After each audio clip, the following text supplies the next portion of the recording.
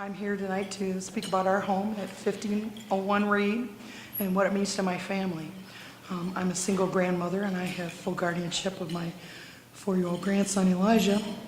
I also have two sons, Deshaun, who's 23, and Ian, who's 22.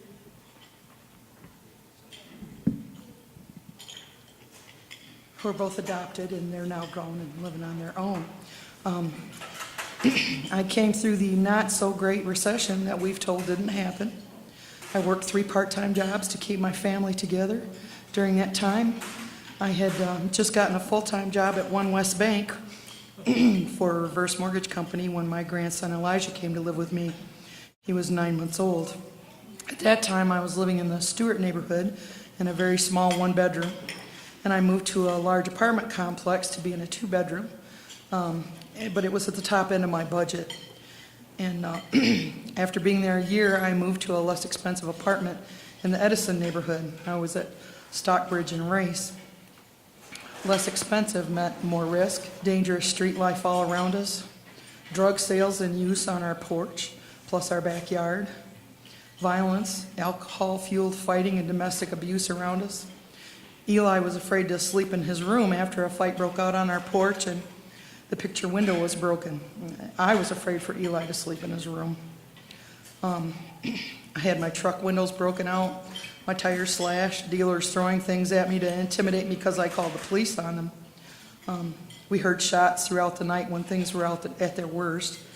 The Friday night that we were moving to 1501 Reed, there was a gentleman who was shot and killed on our corner. And God watched over us through this whole time. What this home means to me and to Elijah is safety, stability, and the ability to live the American dream of home ownership. We have a beautiful home. It has a fenced-in backyard that Elijah can play in. We have a neighborhood of families around us. We have a renewed sense of joy that's replaced the sense of fear that we had in our last residence. I have the ability to work towards home ownership with a partnership through His Kingdom Housing. There's financial counseling, courses offered, and help with managing budget.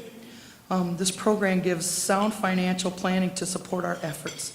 There's money set aside each month from my monthly payment to help with the down payment, so when I reach the end of this program, it will go towards buying my home.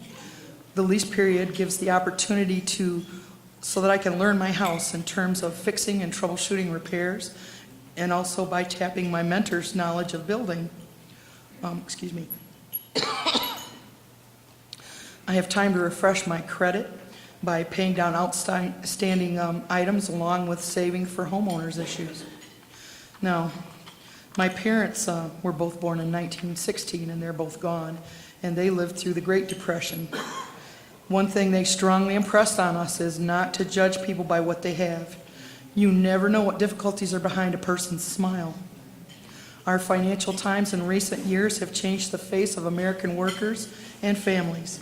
There are many hardworking folk who have not fared well. We give thanks in all circumstance.